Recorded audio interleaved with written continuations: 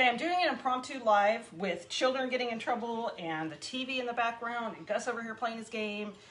Just because I know I haven't been on because it's been crazy busy around here and sometimes I'm just doing other shit. But I got off work, just got home, hamburger wasn't defrosted yet, so that's working. I'm working on that. And I figured I'll hop on and do this. So I was given this idea sent to me from my friend Aubrey. And of course uses one of our favorite drinks, which is gin. Sorry, I didn't organize any of this shit either.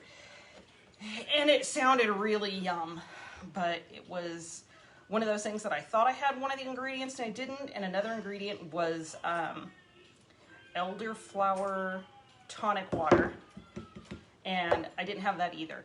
So, and I looked for it in a couple places and I didn't see it. Of course, I didn't go to the super high-end spots. I went to like the local liquor store and I went to my local like neighborhood Walmart thing. They didn't have it, so I'm gonna do it again later and test it and see if it's any good. But if not, then we'll just not worry about it. So we're gonna do a different version that kind of incorporates it. So this had like a really fancy name to it, but essentially it was gin, rosé wine, and elderflower tonic water, used with muddled orange.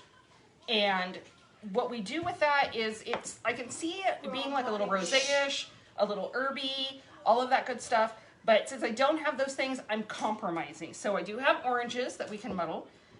Instead of the rosé wine, I have this awesome rosé sparkling, which is kind of dark. It's a darker one. So it's going to have not as sweet of flavors, which is probably good.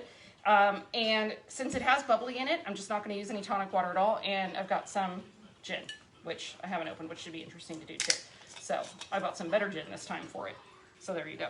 So first things we're going to do, because I wanted to originally like mix the gin and the rosé and shake it up and then pour it in, what we're going to do is just do it with like essentially the gin and the oranges. So first we're going to take a couple slices of orange, which it said to do. And we're going to muddle them in our shaker cup. So I envision this honestly becoming a little bit more like almost like a fancy sangria in a way. If you put harder stuff in your sangria, just for the fact that it's dealing with a wine, and the oranges for some reason just really seem sangria-ish to me. So okay, we've got those pushed around a little bit in there. I didn't put a fast pour on this yet, so I'm going to put about 2 ounces of gin in there. Now I'm going to put in some ice. Get it nice and cold, and then we'll shake the crap out of it. So you guys ready for the shake? You guys ready for the shaky shake? All right, here we go.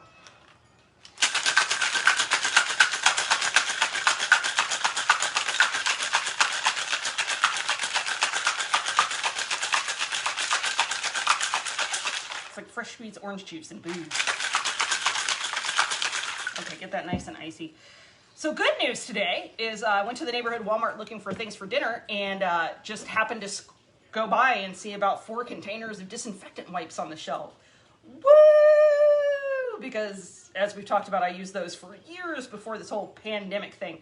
So, you know, it struck gold today. It struck gold. So I got a couple for me. I got one for my sister-in-law. And of course, didn't find any really cool tonic water either. So there you go.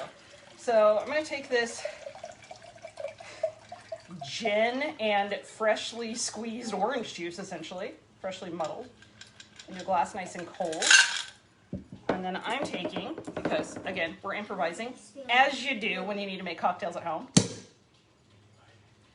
with this dark sparkling. This is a Lambrusco Reggiano. So it's not real sweet. It's like a dry sparkling.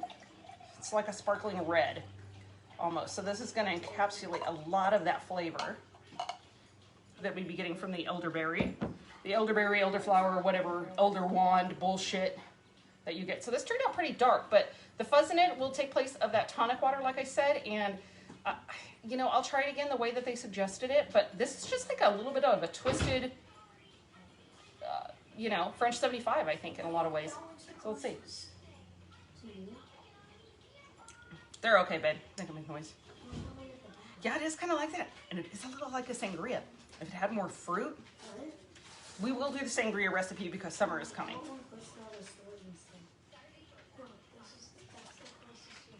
Definitely change the orange. The gin is fantastic, of course. And this is really dry. This is a very, very dry sparkling. So I think it lends a lot of those same flavors to it. So there's, there was a name for it, and I don't know what to call this one since it's all fucked up. So I don't know, like dark gin sangria? I don't know. I don't know. In the comments, put what you think the name of this should be, because it's actually pretty good. And I think even if it was over ice, that would be even better, because you know how I like my drinks cold. So if you can think of a great name, throw it at me and we'll call it that. I'll call it that when I post it up on the YouTube. So it is, again, on the YouTube with Cocktails with Heather, on Instagram with Cocktails with Heather. We are set to record again on Thursday now, woo, for the podcast. So my brother Mike sent me another really weird drink that I'm going to make and try live. This one sounds better, but still weird. So this should be fun. And so that is on Thursday. Today's Tuesday. So we have tomorrow, and I am planning on getting on tomorrow. I don't have any plans in the evening, and I will give you my old standby for staying awake and getting drunk. I already planned for it. I already have the stuff too, so it's fantastic.